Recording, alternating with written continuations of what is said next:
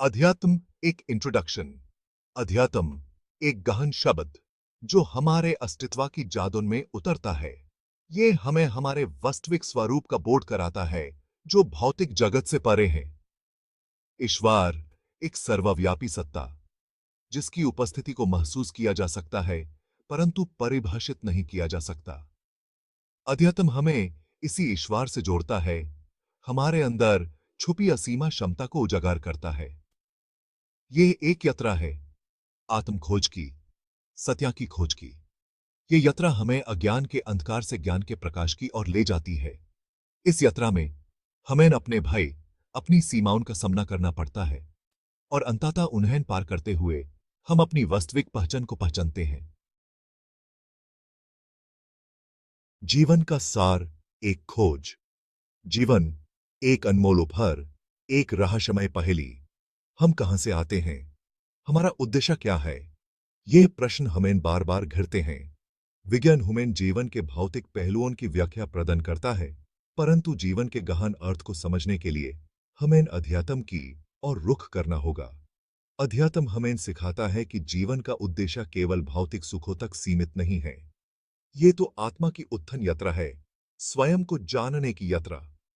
हर अनुभव, हर मुलाकात हमें कुछ सिखाती है, हमें आगे बढ़ने का मार्ग दिखाती है। जीवन एक पाठशाला है और हम सभी इसके विद्यार्थी हैं। आत्मा मिथ या रियलिटी। आत्मा एक अदृश्य सत्ता जो हमारे अस्तित्व का मूल है। क्या यह केवल एक कल्पना है या वास्तविकता का एक अभिन्न अंग? विज्ञान अपने भौतिक उपकरण के साथ आत्मा को परिभाषित करने में असमर्थ है, परंतु हमारे भीतर एक आवाज है जो हमें हमारे अस्तित्व का एहसास दिलाती है, हमें सही और गलत के बीच अंतर बताती है। ये आत्मा की आवाज है जो हमें हमारे कर्मों के प्रति जवाबदेह बनाती है। अध्यात्म हमें इस आत्मा से जुड़ने का मार्ग दिखाता है, हमें अपनी वास्तविक प्रकृति का बोध कराता है।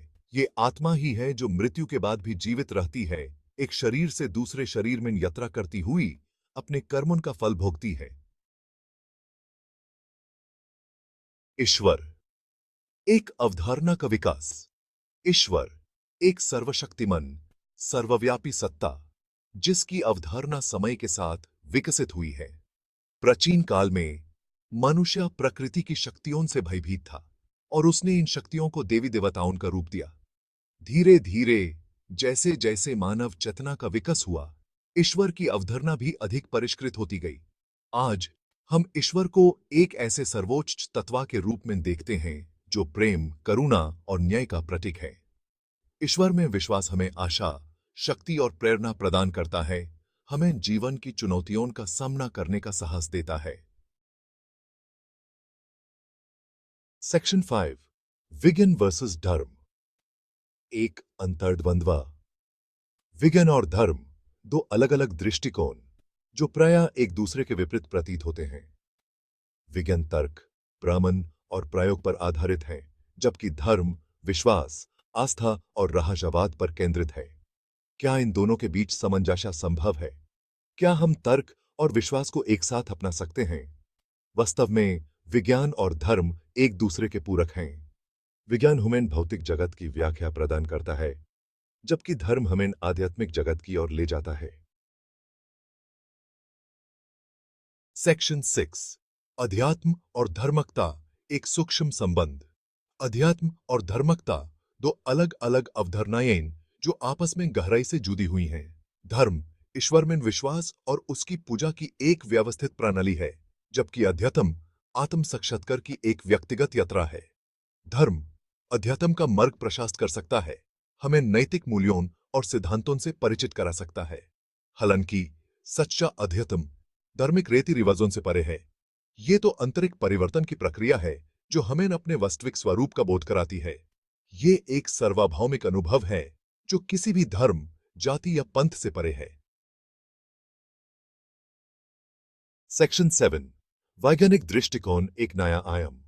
वैज्ञानिक दृष्टिकोण तर्क, प्रमाण और आलोचनात्मक सोच पर आधारित है। ये हमें अंधविश्वासों और रूढ़िवादी मान्यताओं से मुक्त होने में मदद करता है। हालांकि हमें यह याद रखना चाहिए कि विज्ञान लगातार विकसित हो रहा है। जो आज सत्य प्रतीत होता है, वो कल असत्य साबित हो सकता है। इसलिए हमें अपने दृष्टिकोण में लचीला और खुले विचरण वाला होना चाहिए। हमें नए विचरण और अवधारणाओं को स्वीकार करने के लिए तैयार रहना चाहिए, भले ही वे हमारी वर्तमान मान्यताओं को चुनौती क्यों न दें। सेक्शन 8, अध्यात्म का मार्ग, तर्क और प्रेम का संगम।